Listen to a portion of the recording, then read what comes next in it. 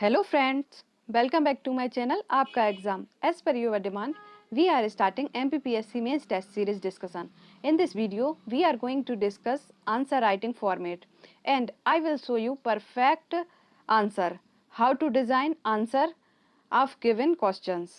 चलिए स्टार्ट करते हैं। यदि अभी तक आपने मेरे चैनल को सब्सक्राइब नहीं किया है तो कर लीजिए। आज का जो फर्स्ट क्वेश्चन है, यहाँ पे जो पेपर फर्स्ट की यूनिट फर्स्ट एवं सेकंड के क्वेश्चन यहाँ पे दिए हुए हैं। तो आपको पता होगा जैसे जो 3 मार्कर हैं यहाँ पे 15 होते हैं और इन्हें 2 लाइनों में लिखना होता है। इसमें जो शब्द सीमा है 10 से 15 शब्द यहाँ पे आपको लिखने होंगे। इसके लिए टोटल जो मार्क्स अलॉट हैं ये 45 रहेंगे। तो चलिए स्टार्ट करते हैं। फर्स्ट क्वेश्चन है छांदोग्य उपनिषद। तो छांदोग्य उपनिषद क्या है? प्राचीनतम 10 उपनिषदों में से 9वां और सबसे बड़ा उपनिषद है। सामवेदीय छांदोग्य ब्राह्मण का यह उपनिषदीय भाग है। इसमें कुल 10 अध्याय हैं। यह उपनिषद ब्रह्म ज्ञान के लिए प्रसिद्ध है। साथ ही आप यह भी लिख सकते हैं कि जो छांदोग्य उपनिषद है इससे सर्वप्रथम कृष्ण को देव की पुत्र बताया गया है। तो कृष्ण का सर्वप्रथम उल्लेख छांदोग्य उपनिषद से भी होता है। यह एक एडिशनल इंफॉर्मेशन है, you can put in this answer. Next question है सुत्त पिटक। तो जो सुत्त पिटक है जो बौद्ध साहित्य के 3 पिटकों में से एक है और इस पिटक में बौद्ध धर्म के सिद्धांत तथा उपदेशों का संग्रह दिया गया है और सुत्त पिटक के 5 भाग हैं। तो यहाँ पे यह जो वर्ड लिमिट है सफिशिएंट है। एक्चुअली यहाँ पे अधिक वर्ड लिमिट भी दी गई है, एक्स्ट्रा फैक्ट को भी यहाँ पे पुट किया गया है बिकॉज आपको एग्जाम टाइम पे यहाँ पे कुछ ना कुछ फैक्ट आपको याद रह सकें। तो नेक्स्ट क्वेश्चन है विशाख दत्त। विशाख दत्त कौन थे? यह गुप्तकालीन संस्कृत भाषा के प्रसिद्ध नाटककार या साहित्यकार थे। इनकी प्रसिद्ध रचना मुद्रा राक्षस है और मुद्रा राक्षस है यह मौर्यकालीन से संबंधित है, आपको पता होगा, जिसमें चंद्रगुप्त मौर्य को वृषल कुल का बताया गया है। और देवी चंद्रगुप्तम है जो इनकी रचना विशाख दत्त की, वह गुप्तकालीन से संबंधित जानकारी प्रदान करती है, जिसमें चंद्रगुप्त द्वितीय विक्रमादित्य और रामगुप्त की जानकारी यहाँ से मिलती है। नेक्स्ट क्वेश्चन है पुष्यमित्र शुंग। जो पुष्यमित्र शुंग हैं यह शुंग वंश के संस्थापक हैं और 185 ईसा पूर्व में इन्होंने शुंग वंश की स्थापना की थी। इन्होंने सतना के भरत स्तूप का निर्माण भी करवाया था। तो पुष्यमित्र शुंग ने जो सतना का भरत स्तूप है उसका पुनर्निर्माण भी करवाया था। और जो योग शास्त्र के प्रणेता हैं पतंजलि, वह पुष्यमित्र शुंग के ही पुरोहित थे और पुष्यमित्र शुंग ने 2 अश्वमेध यज्ञ भी कराए थे। यह भी आप यहाँ पे पुट कर सकते हैं। नेक्स्ट क्वेश्चन है गार्गी संहिता। तो गार्गी संहिता एक ज्योतिष ग्रंथ है और यह संस्कृत में रचित है। इसके जो रचयिता हैं यह कात्यायन है और भारत पर जब हूण यवन आक्रमण हुए थे तो इसकी जानकारी भी हमें गार्गी संहिता से प्राप्त होती है।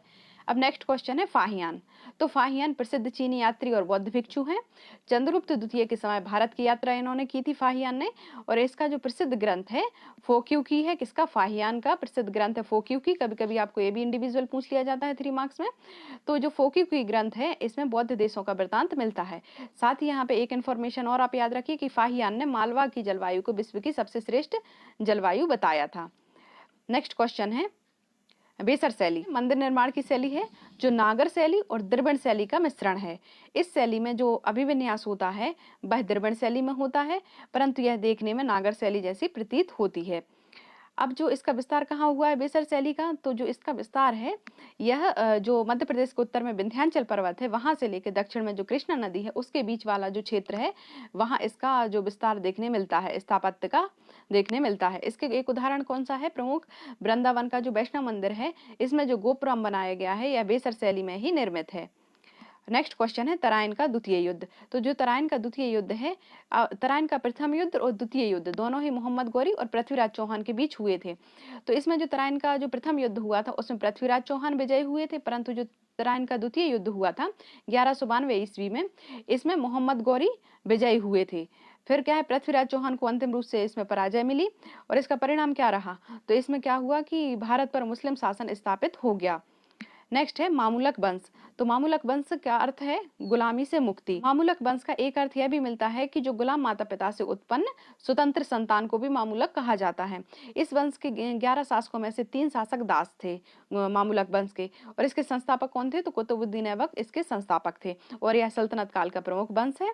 नेक्स्ट है तुर्काने चहलगामी। तो जो तुर्काने चहलगामी है यह 40 वफादार गुलामों का समूह था। इसका गठन इल्तुतमिश के द्वारा किया गया था और इसका दमन किसके द्वारा किया गया था या फिर इसको किसने समाप्त किया था? तो इसको समाप्त बलबन ने किया था। जो इसके तीसरे शासक हुए तो बलबन ने इसको समाप्त किया था। किसको? तुर्काने चहलगामी को। और यह क्या है? 40 वफादार गुलामों का समूह था। लोदी वंश में तुर्क ए चहलगामी अपने चरमोत्कर्ष पर था, मतलब इसका प्रभाव अत्यधिक बढ़ गया था। अब नेक्स्ट क्वेश्चन देखेंगे हम, तुलुप वंश। तो जो तुलुप वंश है, आपको पता होगा, जो विजयनगर साम्राज्य का एक प्रमुख वंश है। इसके संस्थापक वीर नरसिंह हैं। 1505 ईस्वी में इन्होंने इसकी स्थापना की थी। और दक्षिण भारत के प्रमुख राजवंश है विजयनगर साम्राज्य का। और जो कृष्ण देव राय हैं, इस वंश के सबसे महान और प्रतापी शासक थे, जिनके बारे में हमें जानकारी मिलती है। नेक्स्ट है पांडुरंग महामात्य। तो यह एक तेलुगु साहित्य ग्रंथ है। इसके रचनाकार तेनालीराम हैं। और पांडुरंग महामात्य तेलुगु साहित्य समूह के पंच महाकाव्यों में से एक है। और इस ग्रंथ में पुंडरीक और विट्ठल की कहानियों का उल्लेख मिलता है। तो तीनों फैक्ट यहाँ इंपॉर्टेंट है, आप पुट कर सकते हैं अपने आंसर में। नेक्स्ट क्वेश्चन है नूरजहां गुट। तो जो नूरजहां का ग्रुप था, तो इस गुट में कौन कौन था? आपको ये तो पता होगा, जो नूरजहां है जहांगीर की पत्नी थी। और इस गुट में नूरजहां के पिता एतमद्दौला थे, नूरजहां स्वयं थी, इनकी माता असमत बेगम भी थी, और इनके भाई जो आसफ खां हैं वह भी इसमें थे, और शहजादा खुर्रम भी इसमें शामिल थे, जो बाद में शाहजहां के रूप में जाने गए, शहजादा खुर्रम। तो इनके गुट में मुख्य रूप से 5 लोग हैं। कौन कौन से? स्वयं नूरजहां, इनके पिता एतमद्दौला, इनकी माता असमत बेगम, और इनके भाई हैं जो आसफ खां हैं, और शहजादा खुर्रम, जो बाद में शाहजहां के नाम से प्रसिद्ध हुए। तो यह सब इनके गुट में शामिल थे। एक्चुअली जो गुट थी, तो जो जहांगीर के शासन में हस्तक्षेप के लिए थी और अपना प्रभाव स्थापित करने के लिए थी, क्योंकि जहांगीर अफीम के शौकीन थे और वह अधिकांश समय नशे में डूबे रहते थे।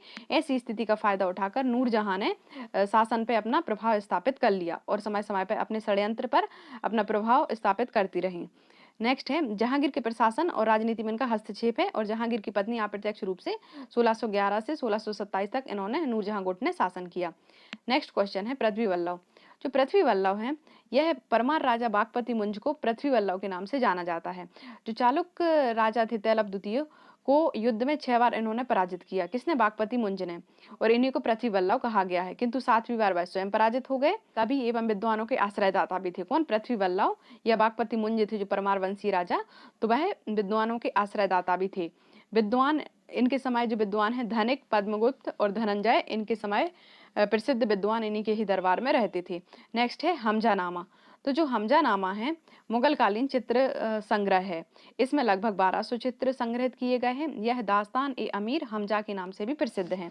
हमजानामा के प्रसिद्ध जो चित्रकार हैं सैयद अली और अब्द अल मसूद, इसके प्रसिद्ध चित्रकार हैं। तो हमजानामा के बारे में क्या याद रखेंगे कि मुगल कालीन चित्र संग्रह है। यह दास्तान ए अमीर हमजा के नाम से ही प्रसिद्ध है। इसमें 1200 चित्रों का संग्रह किया गया है। और हमजानामा के प्रसिद्ध जो चित्रकार हैं सैयद अली और अब्द अली मसूद, इसके प्रसिद्ध चित्रकार हैं। नेक्स्ट पोर्शन है, यहाँ पे आपको 5 मार्कर क्वेश्चन करने होंगे। 5 मार्कर क्वेश्चन की जो संख्या है 10 होगी। इसके लिए टोटल अधिकतम मार्क्स कितने हो जाएंगे? 50 नंबर हो जाएंगे। और इसमें जो वर्ड लिमिट होगी वो 50 शब्द होंगे। लगभग आधे पेज में आपको करना होगा। वहाँ की जो आपकी फाइनल जो आपको वहाँ पे कॉपी मिलेगी, तो वहाँ पे 1 पेज होगा, वहाँ पे यहाँ पे आपको प्रश्न दिया होगा, फिर यहाँ पे आपको सेकंड 5 मार्कर दिया होगा। मतलब आधे पेज में आपको 5 मार्कर, मतलब 1 पेज में आपको 2 5 मार्कर वहाँ पे सॉल्व करने होंगे। 5 मार्कर का जो फॉर्मेट है, इसमें क्या होता है, सबसे पहले आपको लगभग 1 से 2 लाइन का इंट्रो लिखना होगा, जैसे कि यहाँ पे दिखाया गया है। फिर उसके बाद लगभग 8-10 लाइन में आपको मेन बॉडी यहाँ पे लिखनी होगी, और लास्ट में 1 या 1.5 लाइन का यहाँ पे कंक्लूजन यदि आवश्यक है तो यहाँ पे लिखना होगा। ये आपका आंसर फॉर्मेटिंग होगी इसकी। तो चलिए शुरू करते हैं। क्वेश्चन है प्राग मालवा संस्कृति की प्रमुख विशेषताओं को लिखिए। Right the main feature of pre Malwa culture. तो इसका जो सबसे पहले इंट्रो देखेंगे, लगभग 2 लाइन से अधिक इसका इंट्रो नहीं होना चाहिए। तो मध्य प्रदेश में सर्वप्रथम नाबदा टोली, महेश्वर, कायथा, एरण, इनाम गांव आदि के उत्खनन से मालवा संस्कृति के साक्ष्य मिले हैं। सिर्फ इतना लिखेंगे। फिर खोजकर्ता, तो इसकी खोज HD सांकल्या ने की थी। फिर इसके बाद हम सीधा मेन बॉडी पर आ जाएंगे। ये पूरी यहाँ से मेन बॉडी है। यहाँ पर सबसे पहले विशेषताएं देखेंगे, क्योंकि यही पूछा गया है प्राग मालवा संस्कृति की, यही हमारे जो क्वेश्चन की मेन जो थीम है। तो मालवा के विभिन्न स्थलों में 4 प्रकार के मृत भांड प्राप्त हुए हैं। फिर इन मृत भांडों का अलंकरण ऊपरी आरेख और चिपकावा विधि द्वारा काले एवं गुलाबी रंग से किया गया है। यहाँ के जो निवासी हैं गृह निर्माण में मिट्टी एवं बांस का प्रयोग करते थे। एक्चुअली ये क्या है, ग्रामीण संस्कृति ही थी, तो उसी के ही यहाँ पे लक्षण दिखते हैं। आर्थिक जीवन कृषि एवं पशुपालन पर आधारित है। प्राप्त साक्ष्य कौन कौन से हैं? जौ, गेहूं, उड़द आदि के खाद्यान्नों की खेती की यहाँ पे जानकारी मिलती है। और यहाँ से जो चिपटी, कुल्हाड़ी और मत्स्य कांटे आदि के भी यहाँ से साक्ष्य प्राप्त हुए हैं। फिर लास्ट में एक इंट्रोडक्शन, लास्ट में कंक्लूजन भी हम लिख सकते हैं यदि रिक्वायरमेंट है, या फिर इसी पॉइंट में ऐड कर दिया है कि इस संस्कृति का प्रमुख ग्राम प्रधान होता था। तो इतनी आप विशेषताएं लिख सकते हैं। फिर नेक्स्ट क्वेश्चन है, हड़प्पा के पतन में पर्यावरणीय कारकों की भूमिका को स्पष्ट कीजिए। मतलब explain the role of environmental factor in the decline of Harappan civilisation. तो कहा जाता है कि जो हड़प्पा सभ्यता है इसका पतन एनवायरमेंटल फैक्टर के कारण हुआ है। तो अलग अलग जो विद्वानों ने अलग अलग मत रखे हैं कि इसका रीजन क्या हो सकता है। तो देखिए, इसके पतन में सबसे प्रमुख एवं प्रबल कारण एनवायरमेंटल फैक्टर ही है, जो निम्न है। तो देखेंगे यहाँ पे मार्शल है जो एक विद्वान, तो मार्शल के अनुसार सभ्यता के पतन का प्रमुख कारण रावी नदी एवं सिंधु नदी में बाढ़ आना बताया गया है। और जो राइक्स हैं इनके अनुसार सभ्यता के पतन में शक्तिशाली भूकंप की भूमिका रही है। इन्होंने कहा है कि जो हड़प्पा सभ्यता है उस क्षेत्र में शक्तिशाली भूकंप आए और इसलिए यह सभ्यता नष्ट हो गई। क्योंकि इनने इसको जस्टिफाई करने के लिए इन्होंने कहा कि यह हिमालय के पास इसका विकास हुआ है, किसका, हड़प्पा सभ्यता का। तो इसलिए वहाँ पे अक्सर ही भूकंप आते रहते हैं टेक्टोनिक प्लेट के कारण, और भूकंप के कारण ही यह सभ्यता नष्ट हुई होगी। ये किसने कहा? राइक्स ने कहा।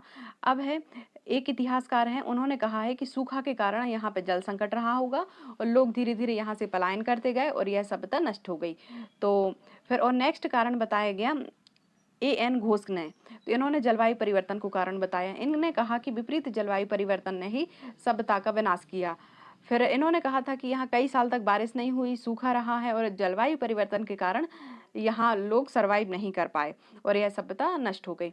फिर नेक्स्ट कारण बताया महामारी। तो इसको किसने जस्टिफाई किया? तो KBR केनेडी ने किसी महामारी को सभ्यता के पतन का कारण माना है। फिर इस लास्ट में हम लिखेंगे कि पारिस्थितिकी असंतुलन। तो जो फेयर सर्विस है एक विद्वान, तो इन्होंने कहा है कि वनों की कटाई, संसाधनों के अतिदोहन से ही पारिस्थितिक असंतुलन उत्पन्न हुआ होगा, जिसने सभ्यता का अंत कर दिया। इन्होंने कहा है कि जो ये सभ्यता थी, जो हड़प्पा या सिंधु घाटी सभ्यता, यह एक नगरीय सभ्यता थी। तो इसमें बहुत मात्रा में वनों का दोहन हुआ, जैसे भवन आदि निर्माण के लिए, और वनों की कटाई हुई। तो अति दोहन हुआ संसाधनों का, जिससे क्या हुआ? पारिस्थितिकी असंतुलन हो गया और कई कई वर्षों तक यहाँ पे बारिश नहीं हुई और एडवर्स कंडीशन के कारण यह जो सभ्यता है नष्ट हो गई। तो प्रमुख कारण है, आप इसको ट्रिक के माध्यम से भी आप याद कर सकते हैं। फिर नेक्स्ट हम देखेंगे, नेक्स्ट क्वेश्चन है, गुप्तकालीन प्रशासन की व्यवस्था पर टिप्पणी कीजिए। तो जो गुप्तकालीन प्रशासन व्यवस्था है, इसमें चाहे तो हम एक लाइन का इंट्रोडक्शन भी दे सकते हैं। जैसे कि यहाँ पे गुप्तकालीन शासकों में एक केंद्रीकृत प्रशासनिक व्यवस्था थी। यहाँ चाहे तो हम टाइम पीरियड भी लिख सकते हैं कि इनका टाइम पीरियड 320 से लेकर 455 ईस्वी तक इनका टाइम पीरियड रहा है। और गुप्तकालीन जो प्रशासन व्यवस्था, यह एक केंद्रीकृत व्यवस्था थी। अब इसके बाद हम शुरू करेंगे।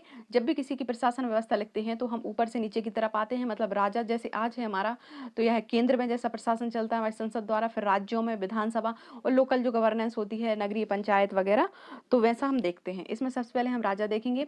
तो जो राजा होते थे तो उनका पद वंशानुगत होता था और उत्तराधिकारी स्वयं मनोनीत होते थे। मतलब राजा के पुत्र ही नेक्स्ट जो है किंग बनते थे। फिर उसके बाद देखेंगे मंत्री परिषद। तो मंत्री परिषद है राजा की सहायता हेतु गठित होती थी और अकॉर्डिंग टू टाइम के अकॉर्डिंग मतलब इनकी संख्या डिसाइड होती थी। फिर है प्रांत। तो प्रांत में क्या होता था? प्रांत को भुक्ति कहा जाता था और मतलब भुक्ति के रूप में साम्राज्य को विभाजित किया जाता था। जैसे कि आज हमारा मतलब भारत देश है, तो भारत देश को विभिन्न छोटे छोटे राज्यों में विभाजित किया गया है।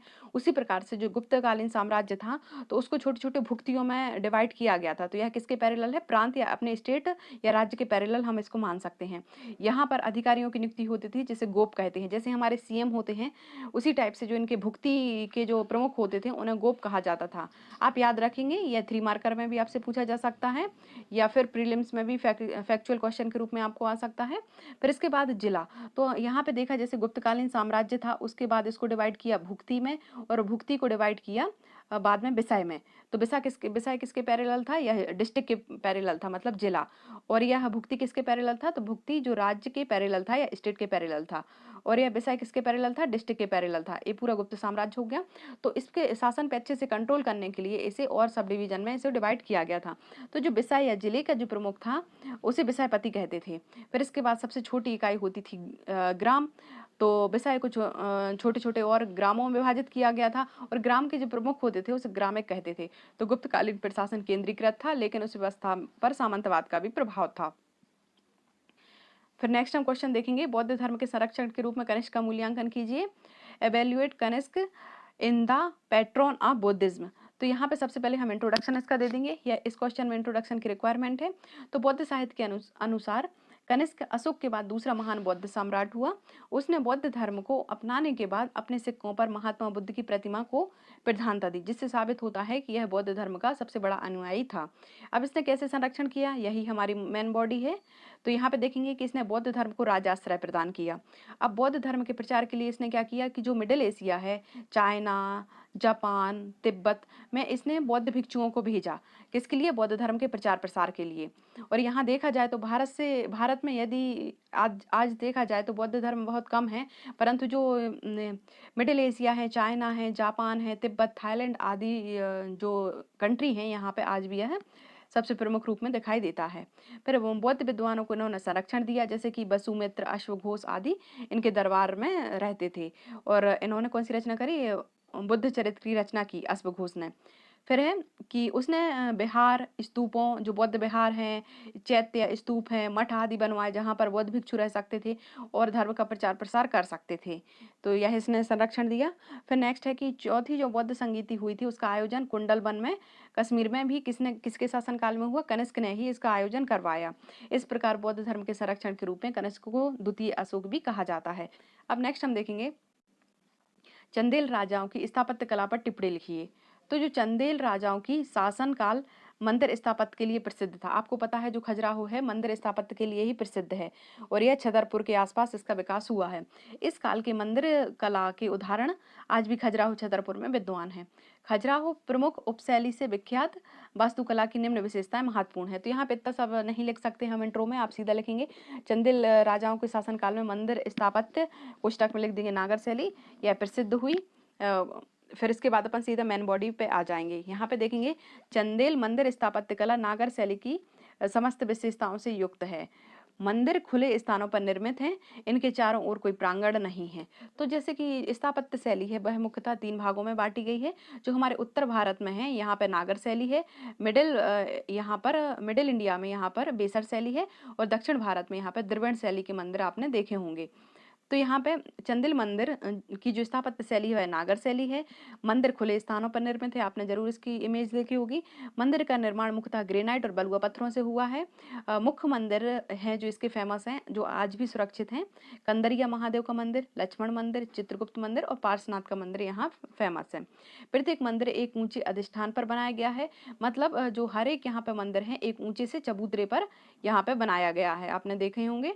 फिर भव्य शिखरों का निर्माण भी यहाँ पे किया गया है। चारों ओर जालीदार गवाक्षों का भी यहाँ पे निर्माण किया गया है।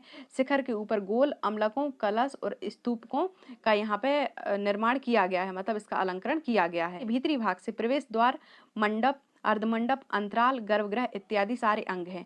मतलब जैसे ही हम मंदिर में एंट्री करते हैं तो यहाँ से क्रमशः आपको क्या मिलेगा? सबसे पहले ये मंडप मिलेगा, फिर उसके बाद अर्धमंडप मिलेगा, फिर अंतराल मिलेगा, फिर सीधे जहाँ पे मुख्य देवता की मूर्ति विराजित होती है उसे गर्भगृह कहते हैं। तो गर्भगृह सबसे अंत में आपको यहाँ से मिलेगा। फिर मंदिर के प्रवेश द्वार को सजाया गया, जिसे मकर तोरण कहते हैं। इस प्रकार खजुराहो चंदेल शासकों की अमर क्रांति का प्रतीक है। तो आपका ये हो गया। फिर नेक्स्ट है बलबन के राजत्व सिद्धांतों को समझाइए। तो यहाँ पे सबसे पहले दिल्ली सल्तनत को मजबूत आधार प्रदान करने हेतु बलबन ने राजत्व सिद्धांत अपनाया। यह आपका इंट्रो हो गया। इसकी जानकारी है जो तारीख के फिरोज शाही बुक से मिलती है, मतलब तारीख के फिरोज शाही या जियाउद्दीन बरनी की रचना है, उससे इसकी बलबन के राजत्व की जानकारी मिलती है। अब देखेंगे कि बलबन ने जो राजत्व अपनाया उसका उद्देश्य क्या था। तो इसका उद्देश्य था कि जो राजा का पद है, मतलब ताज की प्रतिष्ठा स्थापित करना, आर्थिक स्थिति को भी सुधारना और मंगोल आक्रमणों से रक्षा करना। अब इसका सिद्धांत देखेंगे कि आखिर बलबन का राजत्व सिद्धांत क्या है। तो इसे 3 भागों में बांटा गया है।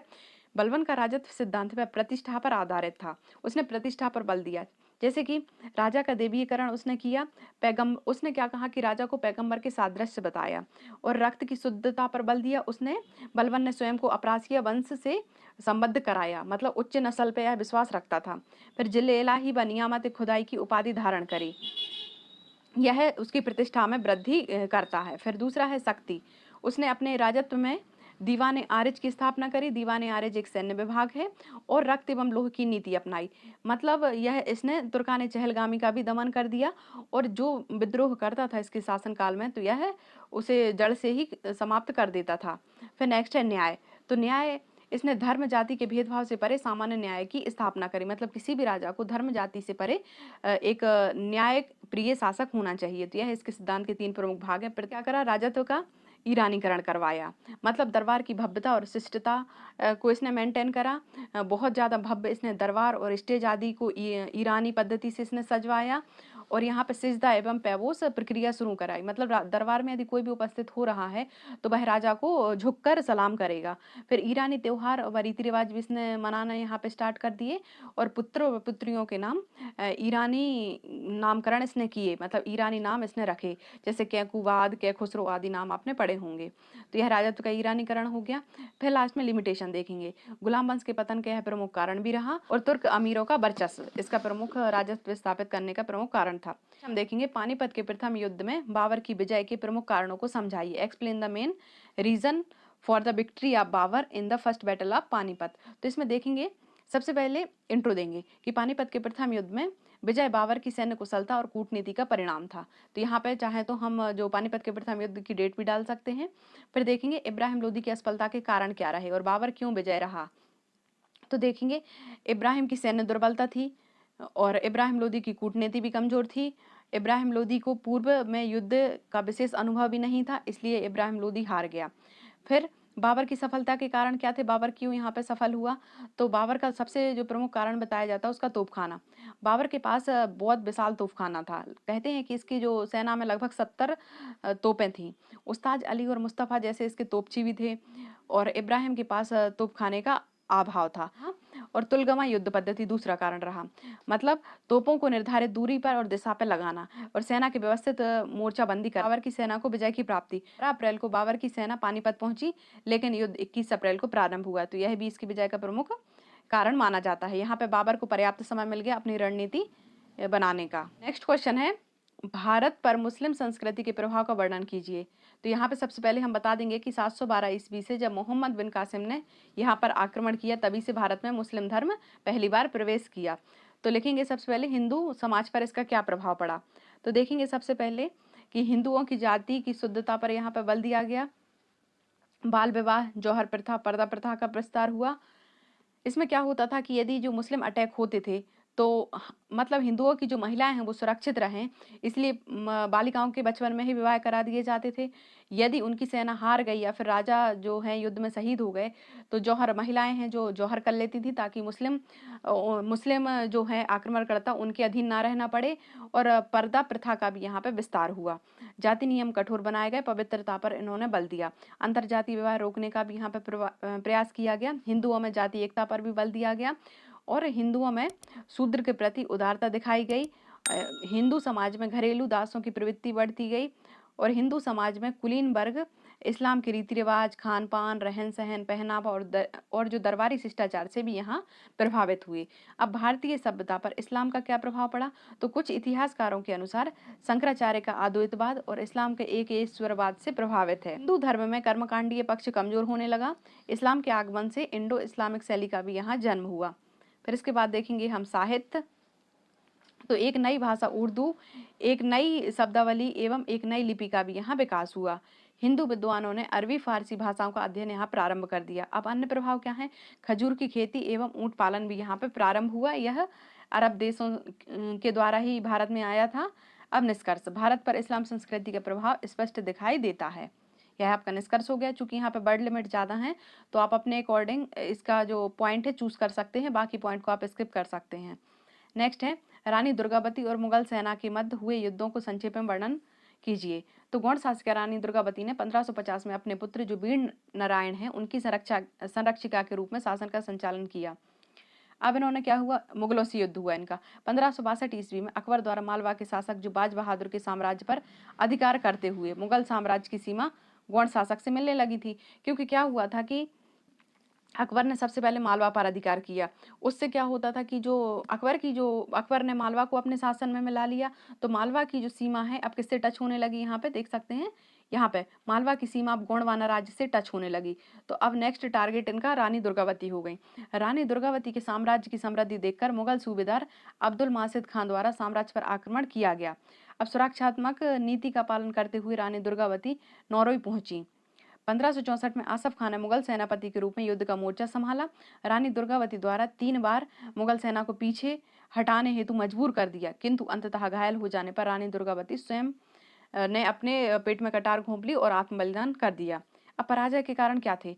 पराजय के कारण ये थे कि इनके पास तोपखाने का अभाव था और प्रशिक्षित कुशल सैनिकों का अभाव था। किसके पास? रानी दुर्गावती के कारण, रानी दुर्गावती की सेना के पास। इसलिए रानी दुर्गावती इसमें हार गई। गुप्तचर व्यवस्था भी रानी दुर्गावती की कमजोर थी। पात्रों की दगाबाजी भी इसमें एक प्रमुख कारण रही। जन है दहसाला बंदोबस्त के विकास में राजा टोडरमल के योगदान पर प्रकाश डालिए। तो यहाँ पे सबसे पहले इंट्रोडक्शन देखेंगे और बताएंगे कि दहसाला व्यवस्था क्या थी। तो वित्त मंत्री जो थे अकबर के, राजा टोडरमल, उनकी सहायता से जो रेवेन्यू को कलेक्ट करने के लिए अकबर ने एक नई भू राजस्व प्रणाली का विकास किया, जिसे आयने दहसाला कहा जाता है। अब देखिए क्या है आयने दहसाला और इसका क्या योगदान रहा। तो आयने दहसाला है जो, तो दहसाला पद्धति में दह से 10, तो पिछले 10 वर्षों का औसत उत्पादन के आधार पर करों की दर निर्धारित कर दी गई। मतलब यहाँ पे किसी भी खेत का सबसे पहले पिछले 10 साल का यहाँ पे देखा गया प्रोडक्शन कितना है, उस आधार पे यदि यहाँ पे जैसी फसल हुई है वहाँ पे एक एवरेज रेवेन्यू यहाँ पे डिसाइड कर दिया गया। फिर क्या हुआ, भू राजस्व की दर 1/3 कर दी गई। यदि जैसे कि जितना आपका प्रोडक्शन होता है उसका 1/3 आपको वहाँ टैक्स के रूप में जमा करना होगा। कर निर्धारण 3 रूप से किया गया, खेत बटाई, फसल बटाई और जब्ती व्यवस्था आदि के माध्यम से आप मतलब जो कर है दे सकते हैं। भूमि के मापन की एक इकाई निर्धारित की गई जिसे बीघा कहा गया, और मापन का जो औजार था, किससे मापी जाती थी भूमि? गज ए सिकंदरी के स्थान पर इन्होंने गज ए इलाही का प्रयोग किया।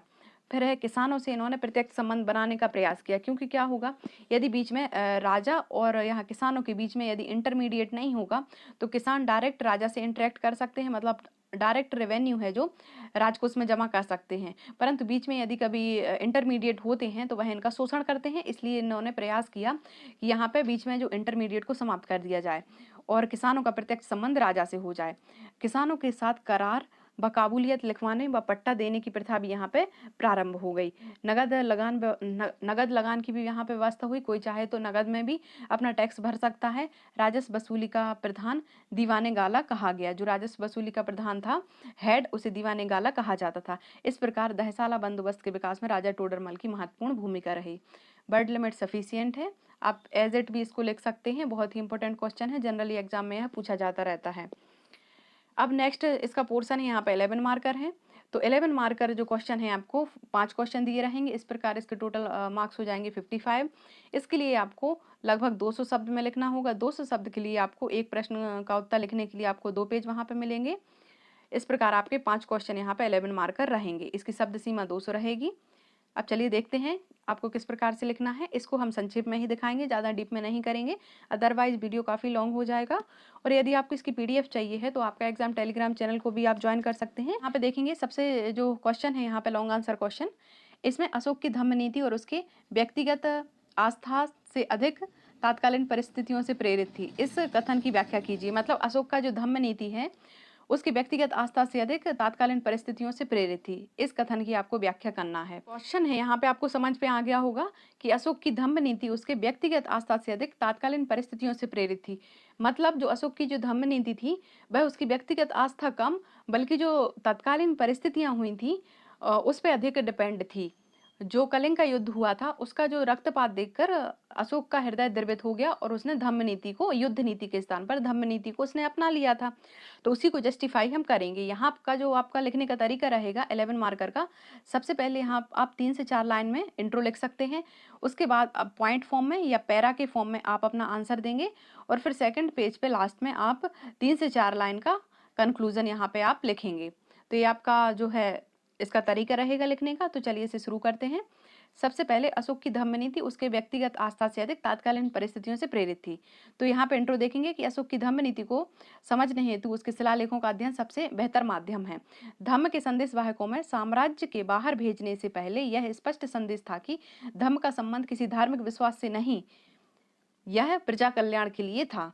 अतः हम मान सकते हैं कि अशोक का धम्म कोई धर्म नहीं है, ना ही कोई शाही सिद्धांत था, बल्कि वह उस समय की तात्कालीन सामाजिक, धार्मिक और राजनीतिक व्यवस्था के अनुसार एक समान नागरिक संहिता ही थी। फिर देखेंगे सामाजिक आर्थिक परिस्थितियां क्या थीं जिसके कारण यह अशोक को धम्म नीति अपनानी पड़ी। पहला, व्यापारिक मार्गों का संरक्षण, पशु बलि की रक्षा करना, क्योंकि क्या हो रहा था, लगातार पशु बलि दी जा रही थी, इसलिए इसने अहिंसा को जोर दिया, अहिंसा पर बल दिया, ताकि पशुओं को बचाया जा सके और उन्हीं पशुओं का प्रयोग कृषि हेतु किया जा सके। चतुर्वर्ण व्यवस्था पर प्रहार करने हेतु जो ब्राह्मण, क्षत्रिय, शूद्र और वैश्य है, तो इनके इस व्यवस्था को समाप्त करने हेतु ही इसने धम्म नीति अपनाई। धम्म नीति में सबकी समानता पर बल दिया गया है। फिर नेक्स्ट है धार्मिक परिस्थितियां। तो धार्मिक परिस्थितियां क्या है? हिंदू, जैन, बौद्ध धर्मों के मंत्र प्रतिस्पर्धा से बचाने हेतु। फिर नेक्स्ट है राजनीतिक परिस्थितियां। राजनीतिक परिस्थितियां क्या थी कि उसके लिए धम्म अपना युद्ध नीति छोड़कर धम्म नीति को अपनाना पड़ा। बृहद क्षेत्र के एकीकरण हेतु एक समान सामाजिक नियमों की आवश्यकता थी, इसलिए इसने धम्म नीति को अपनाया। फिर अशोक के धम्म के सिद्धांत क्या थे? तो अशोक के धम्म के सिद्धांत थे, पहला अल्प पाप, मतलब उपासनावे था। उसका जो आप स्टेटमेंट पढ़ेंगे, उपासनावे बहु कायाने दया दाने सचे सोचे, मतलब यहाँ पे आपको उसको डिस्क्राइब करना होगा कि अल्प पाप उसे उपासनावे कहा गया है। फिर सेकंड है अधिक कल्याण करो, अधिक से अधिक कल्याण करो, दया रखो प्राणियों के प्रति, दान दो और सत्यवादिता, सत्य बोलो और अपनी सोच में पवित्रता रखो, मृदुता, मृद भाषी बनो और साधुता, अच्छी संगत करो। तो यह जो उसका धम्म था, ये उसके मुख्य पॉइंट हैं। अब नेक्स्ट हम देखेंगे, इसको आप डिस्क्राइब कर सकते हैं। क्वेश्चन है, क्या मौर्योत्तर काल प्राचीन भारत का अंधकार युग था? तो यहाँ पे कमेंट किया गया है, इस कमेंट को आपको जस्टिफाई करना है। इसमें कुछ पॉजिटिव पॉइंट, कुछ नेगेटिव आप बताएंगे और बाद में इसे एक कंक्लूजन पे ले जाएंगे। तो इसे सबसे पहले आपको इंट्रो लिखना होगा, फिर बाद में इस काल को अंधकार युग मानने के कारण पीछे तर्क क्या क्या दिए गए हैं वो लिखना पड़ेंगे। यह आवश्यक नहीं है कि आप एज इट इज से लिखो, आप अपने तरीके से भी इसको बना सकते हैं। फिर इसका खंडन भी यहाँ पे किया गया है कि इसके बारे में कुछ पॉजिटिव फैक्ट यहाँ पे दिए गए हैं कि ऐसा नहीं है कि इसको अंधकार युग कहा जाए। फिर लास्ट में इसका आप कंक्लूजन लिखेंगे, यहाँ पे इसको डिस्क्राइब नहीं करेंगे, वीडियो काफ़ी लंबा हो जाएगा। फिर नेक्स्ट जो क्वेश्चन है, गुप्तकालीन विज्ञान एवं तकनीकी के विकास पर निबंध लिख लिया। यहाँ पे गुप्त काल को भारतीय इतिहास का स्वर्ण युग माना गया है। गुप्त काल में वैज्ञानिक और तकनीकी विकास को विशेष महत्व दिया गया है। इस समय में अनेक विद्वान एवं वैज्ञानिक हुए जो निम्न हैं। तो इसके बारे में आप लोग बता देंगे कि विज्ञान और तकनीकी का विकास कैसे हुआ है, आर्यभट्ट और उनकी उपलब्धियों के बारे में बता देंगे कि जैसे इन्होंने चंद्र ग्रहण, सूर्य ग्रहण की वैज्ञानिक व्याख्या की, महान गणितज्ञ और खगोलविद थे। इसी प्रकार आप बारहमाहेर, ब्रह्मगुप्त, भास्कराचार्य, धन्वंतरी, सुश्रुत, चरक, बाणभट्ट, नागार्जुन आदि के बारे में आप बता देंगे और लास्ट में आप इसे जस्टिफाई कर देंगे कि यह जो काल है विज्ञान और तकनीकी के विकास का प्रमुख युग रहा है। फिर नेक्स्ट क्वेश्चन है, मोहम्मद बिन तुगलक एक आदर्शवादी शासक था जिससे वास्तविकता की जानकारी नहीं थी। उक्त कथन से अपने मत स्पष्ट कीजिए। तो इसमें सबसे पहले आप इंट्रो देंगे, फिर उसकी योजनाएं बताएंगे कि वह आदर्शवादी क्यों था और उसकी असफलता के कारण भी क्या रहे हैं, क्या वास्तविकता थी। तो उसके जो चारों लगभग 5-6 अभियान थे, आप उसे जस्टिफाई करेंगे और उसकी असफलता के कारण आप यहाँ पे लिख देंगे। लास्ट में आप कंक्लूजन दे देंगे। फिर नेक्स्ट है, शेरशाह सूरी द्वारा किए गए प्रमुख सुधारों को विस्तार से समझाइए। सबसे पहले आप इसका इंट्रो दे देंगे कि शेरशाह सूरी अफगान शासक था, बहुआयामी, बहुमुखी प्रतिभा से भी संपन्न था और यह अकबर का पूर्वगामी भी माना जाता है, क्योंकि अकबर ने जितनी भी जो अधिकांशतः नीतियां अपनाई वो इसी से ही प्रेरित होकर अपनाई हैं। शेरशाह सूरी ने अनेक सुधार भी किए जो आगामी जो नेक्स्ट इसके सक्सेसर थे उनके लिए एक मार्गदर्शक के रूप में इन्होंने कार्य किया। तो शेरशाह सूरी के प्रमुख कार्य बता देंगे कि प्रशासनिक सुधार क्या क्या हुआ, भू राजस्व सुधार क्या हुआ, सैन्य सुधार और जन कल्याणकारी कार्य इसमें कौन कौन से करे, तो आप वो भी बता देंगे इसको डिटेल में। फिर इसके बाद हम देखेंगे, बस इसके 5 क्वेश्चन यहाँ पे हो गए हैं। Thanks for watching. इसकी PDF प्राप्त करने के लिए आप कमेंट में आपका एग्जाम टेलीग्राम चैनल की लिंक पिन कर दी जाएगी, आप वहाँ से यहाँ इसकी PDF प्राप्त कर सकते हैं।